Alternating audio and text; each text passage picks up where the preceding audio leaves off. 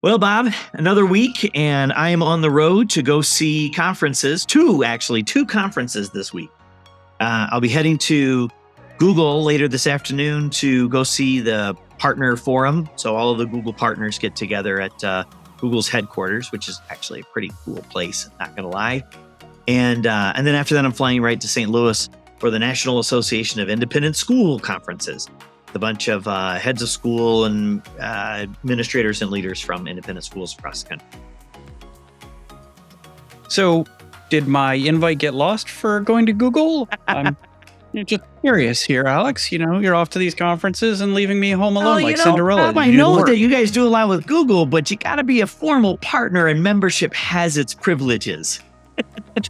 See, very nicely played. Well, I think part of this is perhaps, you looking out for me and my I'm less enthusiastic about conferences than you, Alex. I've been to, quite a few. You and I go to conferences together, and you're like the mayor out there shaking hands, kissing babies and such.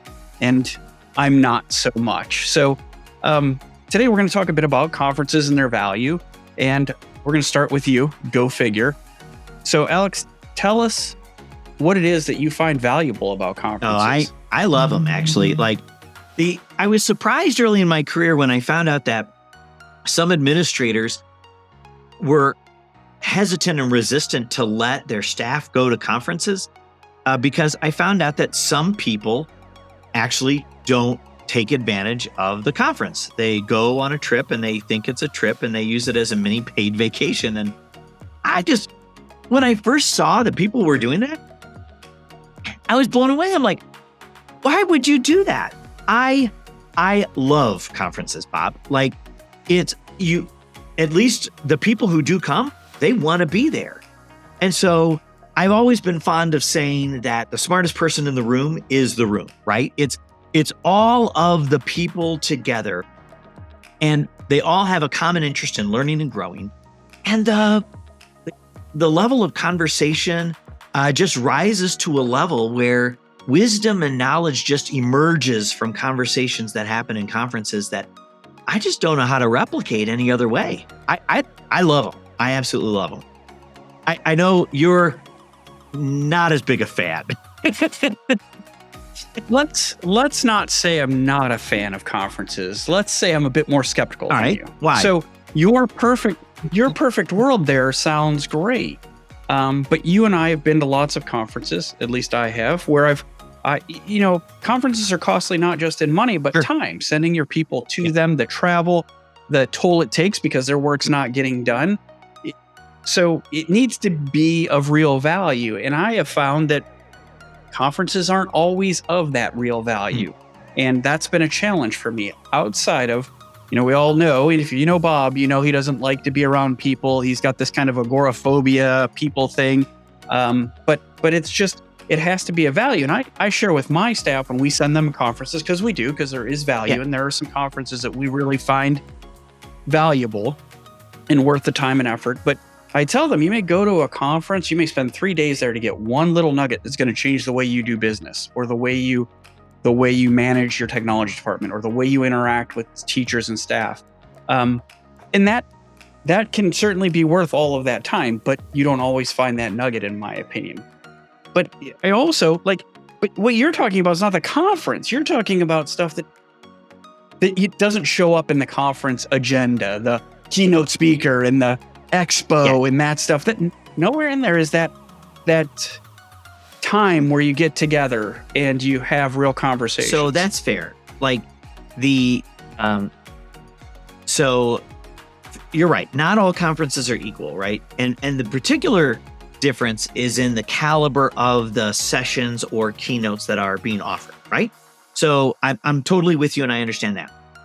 However, it's the real value to me emerges in the hallway, or in the evening receptions, or dare I say, in the hotel lobby bar, where you have a chance to chat with the other attendees about what it is that you saw. So it's no different than a classroom education, right? A teacher can be a talking head in a classroom, right?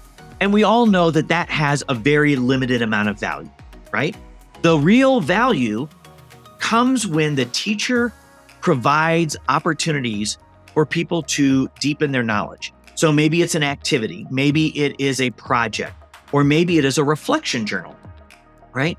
And so that opportunity to engage with other people to check your own understanding and then gain other people's understanding, that's where the real value comes. And I guess, I take for granted that good classroom instruction includes that opportunity for application and reflection, right? And so I bring that into every conference that I attend to. But you're right, actually. I think if you only went to a conference and only attended the keynotes, the workshops, and then went right back to your room and then answered email, you're missing the best part. So I'll give you a little credit on that. We've said it's Mark this well down on your established. calendars, Bob, listeners. Bob just gave me credit for an idea. there's one. We'll wait with bated breath for the next one. So it is true. So one of the best conversations I had at a conference was you and me and Denise Musselwhite, who was recently on, in a lobby, not a bar, not a hotel lobby bar, just in the lobby. And we spent 2 hours and I learned a great deal. Like it was that conversation was very rewarding for me.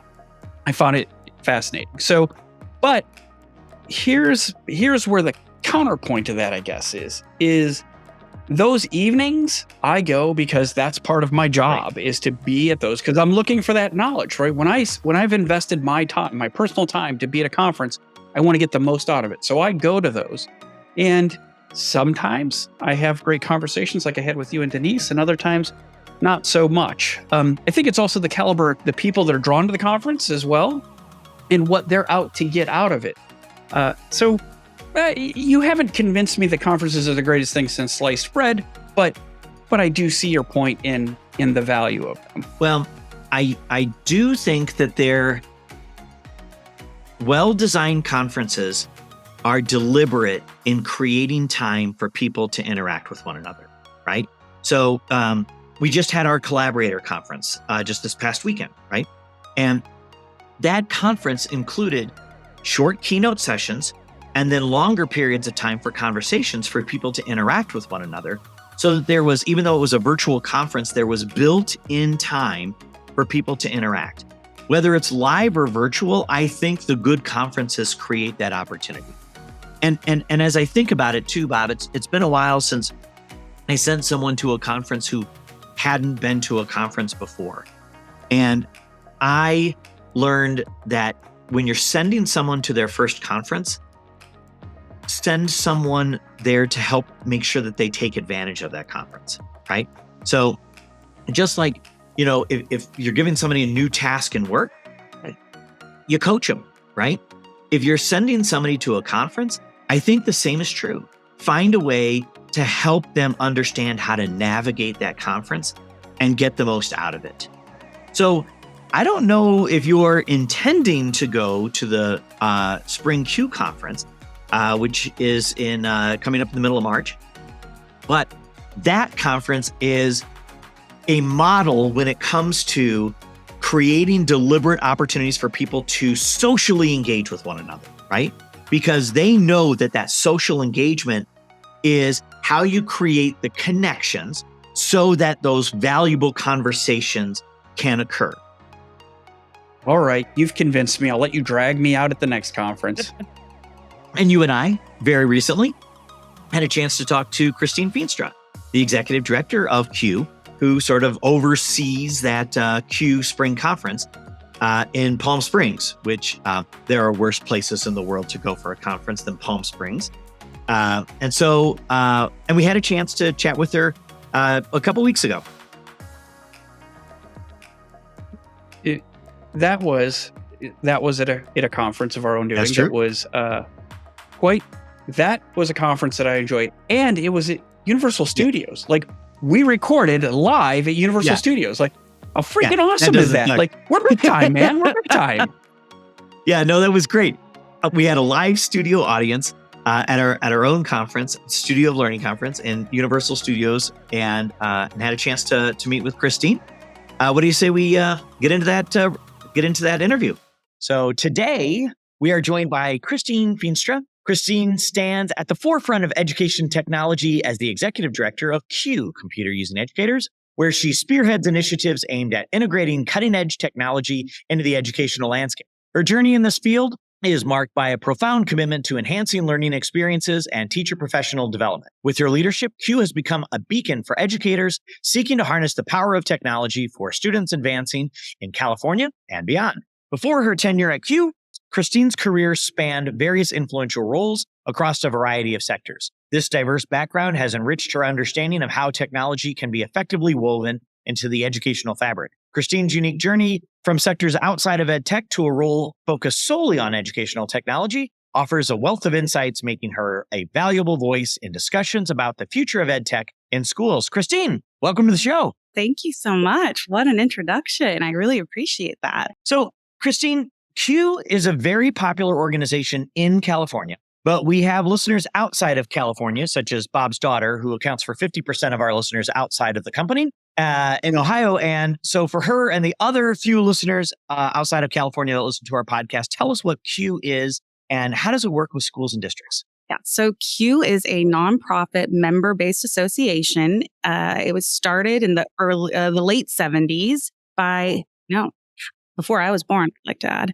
by a group of educators who were using these crazy new things called computers. And as their use increased and they saw the opportunities to utilize computers in the education space, so did the need for a community of people who would help with mentorship, with professional development, with networking, and thus Q was born. So we started as computer using educators, as I mentioned, in the late 70s, and we have evolved quite a bit over time because computers are ubiquitous. Every educator is a computer using educator, right? And so our role has transitioned over time.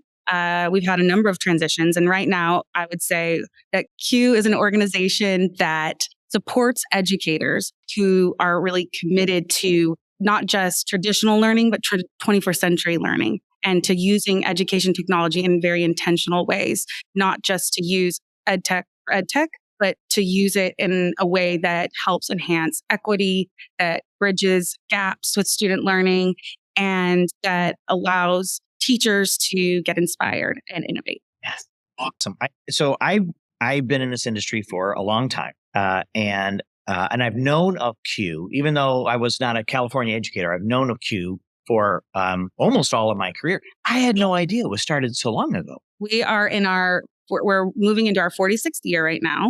Mm-hmm. And again, as a new leader of the organization, it is a little difficult to say Q and not explain the full story, right? Because the evolution of the organization is very distinct. So no longer just computer using educators, but rather an organization that supports all educators in their efforts to integrate technology into teaching. Yeah. So I have a question for Alex before you, Christine. My question for Alex is you were in your mid-30s or so then when Q was founded?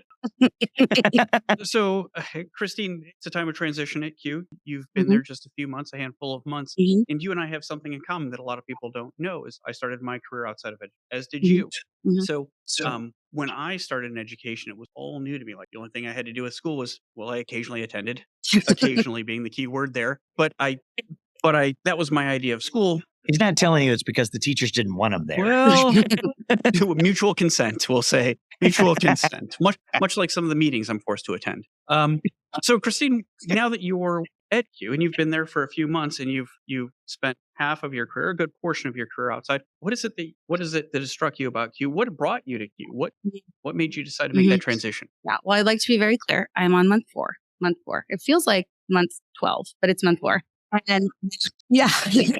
And while I am not an educator, I'm not a teacher, I do have some experience working in the education landscape. So I spent just under 5 years as the director of member learning at Head Start California. Head Start California is a organization in California that supports Head Start programs through advocacy, professional development, and networking. And it's a very unique organization because while they're federally funded programs, they're locally implemented and they're often co-located with a state preschool. So I'm aware of the players, but not necessarily the game.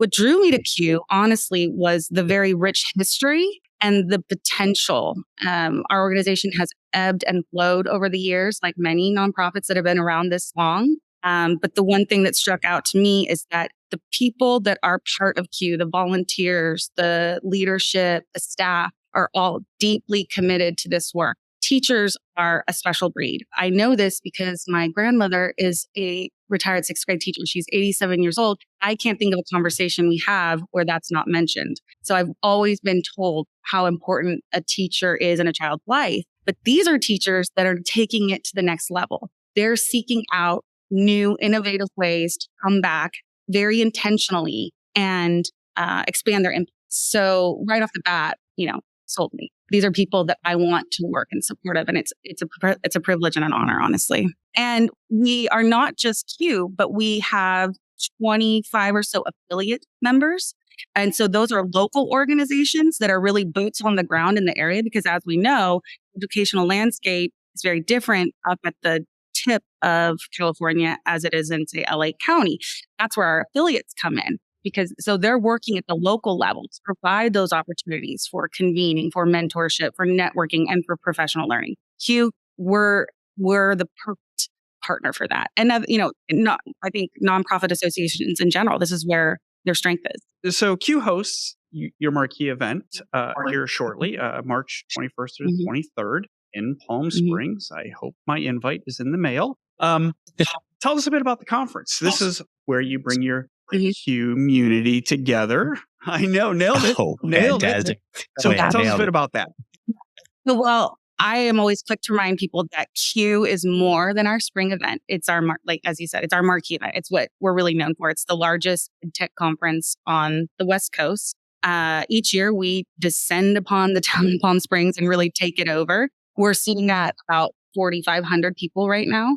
These educators come from across the country. Our membership consists of California, Nevada, and Southern Oregon, but attendees for the spring conference come from, we have international attendees.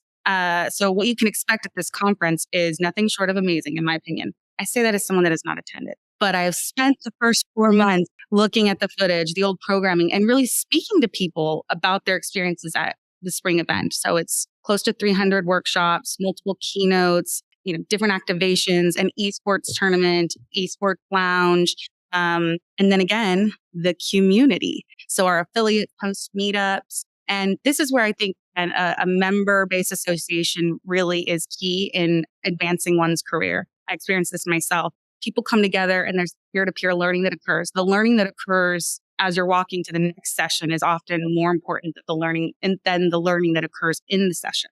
And I hear about this all the time. I learned at Spring Q, something. And then they're taking that learning and they're bringing it back to their schools. Yeah, I think that's the thing that stands out. I've been to several Spring Qs, and that is the thing that stands out to me is I've been to a lot of smaller conferences where they have that sense of community. And no, where they have when he looks like he's trying to be clever, you'll have to excuse him. And oftentimes those are conferences that have like 500 or fewer people, right? Where they really are smaller, tighter organizations. And you experience what you just described, where perhaps some of the greatest value that you bring from the conference is not from the keynote or the session, but actually what happens in between, right? And then you go to huge conferences like ISTE, right? And you're kind of lost in a sea of people. But there's some amazing sessions and amazing people and a vendor hall that is just like 5 football fields large and stuff. And so you can just swim in a sea of opportunity to learn and grow. Spring Q is like the best of both of those brought together, right? It's large, but you don't feel lost. And it has a sense of community a sense of community. Now, as they see that. Give it up, Alex. That you only get at that conference. It's the only one that I've gotten at that conference of that size. And I don't know the magic that you guys spin to make that happen, where you get the best of a small conference and the best of a big conference all together into one. But that is what happens in Palm Springs. And people told me that before I went for years. And I was like, whatever. And it's Palm Springs. And I'm like, I'm not dropping the coin to go to Palm Springs. That feels a little expensive. Finally went. and I saw exactly what they were saying. And there's no such thing as too much of an expense to get to that conference because the value so vastly outweighs the cost. It's really incredible. I agree with that wholeheartedly. Again, I say this as someone that hasn't physically attended, but is studying this. I can tell you how this is achieved it's deliberate and it's intentional. It's not just throwing up a bunch of workshops and some general And sessions. you know this is recorded, so you're sharing your secret sauce with everyone out there, all 11 listeners. To be replicated, Alex. Okay, all I'm right. not in this. All right. So how do you do this? Secret sauce is our membership. It's the community. It's the affiliates. They come together intentionally. They host their own regional meetup. They, all of this is well thought out. It isn't just a coincidence. So, and we really try to balance the sessions and the number of sessions, which is hard to balance on a conference that size, with the free time for people to spend together and have those conversations, with the activations and the playground and the exhibit hall, which is very important because we could do none of this without our partners and sponsors. And so I will say, I hear that a lot. This is unlike any other conference. ViewSonic is your go-to for engaging students, fostering collaboration, and elevating learning outcomes. Offering a broad array of future-ready visual solutions, training, and tools that adapt to your school's changing needs, ViewSonic is more than a brand. It's your educational edge. Explore the possibilities today at www.viewsonic.com/edu and witness how innovation meets expertise in the world of education technology. Tell our listeners what a Q Boom is. Yeah, I'm really glad you asked about this because it is unique. So a Q Boom is an activation that we put together wherein we ask our members to submit on a topic, and we call them their 3-minute mic drops, right? So it's a topic they're passionate about, and it really allows members and just event attendees who have maybe not spoken professionally, they're not at that level, but they're interested. And so it gives them this opportunity to experience that on a larger scale. The fall event, a very small spring event, a baby event, we did it on a stage for the first time, and it was so well received. At the end of each, again, it's a topic someone's passionate about, and they put a little presentation, 3 minutes, and then at the very end, everybody goes boom, and it's like really energetic. So this year at Spring Q, we're doing it on the keynote stage with an LED wall behind us, and we're sitting more folks, and we're offering formal mentorship. So if you are quite literally someone that has never gotten in front of a microphone, like myself and before today, we'll have the opportunity to meet with the staff and ask questions and receive feedback and mentorship, really. And it's something that I would like to lean into more in the future because I think mentorship is key. Succession planning and looking at new educators. Q is a very soft place for folks to land. And it's a priority of mine. Everybody feel included and that they have opportunities to participate. And this is a great first chance to do that. It's something else. Christine, it's really you amazing. said it's 3 minutes that they're on stage? Huh, Alex. Mm-hmm. Just saying. I would like to invite you to apply. We'll need a little more time than 3 minutes. I'll tell you what, if you do it in 3 minutes, I'll yell boom, or I won't. So when I've never been to Q, I will come if Alex will keep it to 3 minutes. Because when you said you descend on Palm Springs, I sort of thought that's how Alex kind of manages this podcast. He descends upon us for the podcast. Is it, so tell me, it's a huge undertaking, right? To put this, we're recording this from our own event, and I can only imagine the work that is gone. We have an incredible group of volunteers, a planning committee, volunteers that work on site. We have incredible partners that help support this, leadership that helps support this. I'm excited. And I'm really excited this year because the enthusiasm I feel on the staff, again, like we came out of COVID, a little shaky, resources were tightened, but we're back to the older version of Spring Q, and we have some really exciting things planned. Well, what does that mean? The older version, and what can you share about the exciting things? Well, the latest and greatest in technology was on display. Yeah. And at one point there were shark drones, I believe, and balloons that were caught in the ceiling that we were fined Sharks for. with laser beams on their head, No, perhaps? no, I got you in Austin Powers over there. Way to work in the pop reference. I got. Well, we had to get one in. We haven't gotten any pop references in this episode. I got. But we really tried to look at our keynotes in particular very intentionally and plan for an experience that people would leave with inspiration and excitement. And so one of those is going to be a virtual field trip with California State Department of Parks. So I started with Q. I was a little confused about this relationship. It wasn't inherent to me why Q, an EdTech organization, would partner and support parks. But the truth of the matter is, California State Department of Parks has been innovative with education technology before anyone else I can think of, which is not something you look to the state for normally. And CU has a long-term partnership and grant support where we help them implement their PORTS program. It's Parks Online Resources Teachers Students. And there's a sub-program in there called Passports, and it's blended learning where Title I schools are allowed to apply for funding where they take part in a virtual learning experience, park, and the culture and the history, and then they receive transportation funds to go and visit the park and have a guide and then they come back and do some reflection work. And we're really going to highlight that again as one of our keynotes. We are going to take virtual field trips to different state parks and show this is available to y'all. This is available to teachers should they choose to participate, and how this is an example of teaching differently. I'm just kind of interested in this because we do a lot of support with like one of our partners, Lenovo, on the VR classrooms, right? Mm-hmm. So do you integrate virtual reality into these as well? I can't reveal too much. Oh, it's a secret. We got to go to the Spring Q conference to find out. springq.org to register, and then you'll. Ah, okay. All right. So what other sort of can you give us any other reveals about the conference? Let's see. So you were at Fall Q, and I hope this doesn't feel duplicative because it's not. We also had an incredible group called Schoolyard Rap perform. Yeah.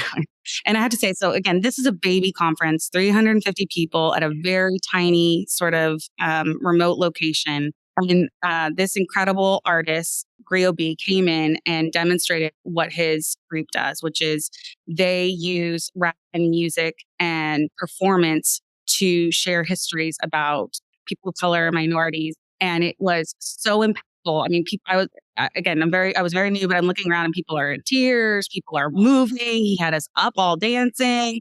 The energy was insane. I don't consider myself sort of a slacker when it comes to understanding history. I really enjoy it, but I learned in those songs. There were several things that I learned in. Yeah.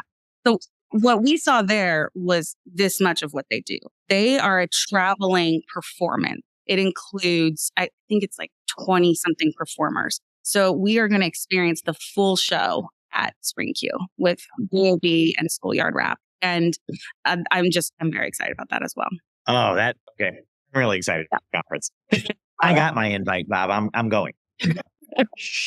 You have your people I don't have people. Sophia might help me out. It's time for Alex and I's friendly wager. And we're going to find out if you've actually been listening to our podcast. This is our last question, and I shall ask it. I'm on a streak right now. I've won 2 in a row. So would you tell us who was your favorite teacher or teacher that most influenced you? Miss Phoenicia, 6th grade. Okay, just so you know, I don't win. I prepped her. Yes, but I knew the second he said it. You owe me a boom, Alex. That's right. Boom. 3 in a row. I knew 100% when he showed me that question. And it was so impactful. Tell us about it. Yeah. So in 6th grade, my family, we moved from Sacramento, which was like it was a city environment, up to a rural environment. We moved into El Dorado County, which is, you all are from here, but it's about 30, 40 minutes in between Sacramento and Lake Tahoe. It's a little tiny town that you stop, you would maybe blink and you miss it. Now it's much better at the time, 5 or so years ago when I was in 6th grade. And I struggled. I struggled with the adjustment. I struggled with making friends. I think that the social emotional part of moving schools at that kind of tricky age for a young girl that was already not all that confident, it really impacted me. And this teacher, I don't know the details. I probably should have called my mom and asked her because she would know. She instilled confidence in me. She told me I could. She identified when I was struggling and pulled me aside. I could get weepy right now talking about it because it changed the trajectory of my, probably friendships and just the way that I interacted with school. I was really struggling and she saw that and I will never forget her. That's awesome. And now You're the executive director of an organization that supports Wild. educators. Wild. I just think it's beautiful. I think it's fantastic. And it's also good So- that I win. It's also I giving have you a similar story. Okay. I knew right away, even though I wasn't a great student. So I knew as well. Here I wasn't a great student either, FYI. I was struggling socially, emotionally. I was Did not do outstanding. academically. Alex, anybody who's listening to this knows you sat at the front of the room with your hand up, knowing the answer to every question. In case you wondered where I was in the back of the room making fun of you. Well, I had shared with folks when my older sister would come through school, she was perfect. And so they're like, oh, you're Teresa's brother. And then my younger brother would come through and oh, you're Alex's brother. So yeah. Yeah, I think my sister had the inverse of that. They would be like, oh, Christine's sister. But my sister was an angel. So So the other thing that we ask people at the end of the show to share is, are there any resources that you want our audience to hear? And we're going to also put these into the show notes as well. But here live, tell us. So in full transparency, as I keep saying, we are in a state of transition. Our website is in a state of transition, but we have no shortage of content and ideas. And so in the next few months, you're going to see that change. I will say still visit Q.org. And what you will learn is not just about what it means to be a Q member, but how you can participate in one of our affiliates. And that, I think, as we move in this post-COVID world, affiliates are in person. Their in-person connection beyond waiting once a year for our spring event. And so learning more about the opportunities to participate at the affiliate level, I think is really important. When you join Q, our membership dues are $40. It's discounts to events, professional learning every month for free. And then you can participate in our online learning portal where you will see all the events posted, some engagement there. All of this will enhance in the next year. But yeah, I would suggest going to springq.org for the conference, very important, and q.org to learn more about how you can get involved with Q at the local level through one of our affiliates. That's awesome. Do you have affiliates outside of California? We do. So we operate, our membership consists of California, which is the largest, and then Nevada and Southern Oregon. Okay. Excellent. And if you are outside of those areas, can you still join Q as a member? Yeah, absolutely. We encourage participation and for any educator that is interested in learning how they can connect with other like-minded educators to use technology intentionally in the classroom. Great. Well, I mean, the work that you guys do, the resources and support that you provide is practically unparalleled. And so I would encourage educators, if you have not already done so, take a look at their site, attend the conferences, meet the community, and learn from one another, because the community really is a wonderful community. Christine, thank you so much for coming down, joining us at this event, and being on our show today. It's been a real privilege. It's been the honor of my professional life to join Q as its leader. I take the responsibility very seriously, and I'm having the time of my life, and this has just been wonderful. So thank you so much. Well, Bob, there was our first live recording. What struck you about our conversation with Christine? Complete terror. I don't know why you make me do this, Alex, when clearly you would like to interview people. What struck me, I will say again that I won, but it's an ongoing joke, right, with us that I was not a good student. My attendance was irregular, we'll say. But I had two favorite teachers, Mr. Wampum and Miss Parrish, and they made a difference in my life. And to see somebody like Christine come in, who's not an educator, but has been close to one, and have her life affected by that, and now have this opportunity to lead an organization such as Q, that's what stuck with me. Easy for me to say now. I sound like you. How about you, Alex? Well, very much the same. I think when she talked about it's amazing to be sort of together while we did this, even though managing the audio was a crazy nightmare, but the opportunity to sort of see and sense the emotion when she talked about her grandmother and the role that played on her. And then when she, almost wept talking about her own teacher, you can see that passion translate into her advocacy and role as executive director. I think these are very exciting times for the Q organization. Yeah. I think they're lucky to have her. It makes me think of this, and maybe you'll be like, Bob, why are we talking about that? But it makes me think that I hope every kid, every student, every Bob, every Christine, and you too, Alex, has that teacher that reaches them, because I know most of them didn't reach me. So it's nice to know that it's not just me that was the not so good student who had a teacher reach me. And it's nice to know that there's one of those people that recognize that leading such an organization. Well, if you want to meet many of those kinds of educators, they're going to be in Palm Springs at the Q conference. So I hope you have a chance to come, Bob, and our audience. And I look forward to being there myself. I'll see you next time, Alex.